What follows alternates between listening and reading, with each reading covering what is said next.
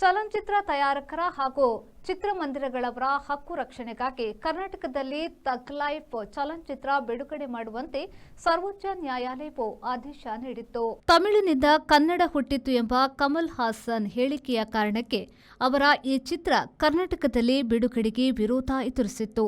ಅವರು ಅದನ್ನು ಕರ್ನಾಟಕ ಉಚ್ಚ ನ್ಯಾಯಾಲಯದಲ್ಲಿ ಪ್ರಶ್ನಿಸಿದ್ರು. ನ್ಯಾಯಾಲಯವು ಅವರ ಮನವಿ ಪುರಸ್ಕರಿಸಿಲ್ಲ.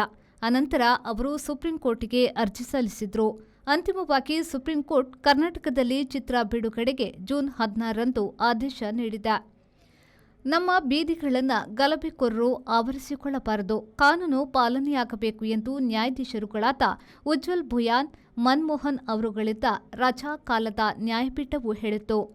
ಸಿನಿಮಾ ನೋಡಿ ಎಂದು ಜನರಿಗೆ ಹೇಳಲಾಗದು, ಆದರೆ ಚಿತ್ರ ಬಿಡುಗಡೆಯ ಹಕ್ಕು ರಕ್ಷಿಸಲ್ಪಡಬೇಕು ಎಂದು ನ್ಯಾಯಪೀಠ ಹೇಳಿತ್ತು.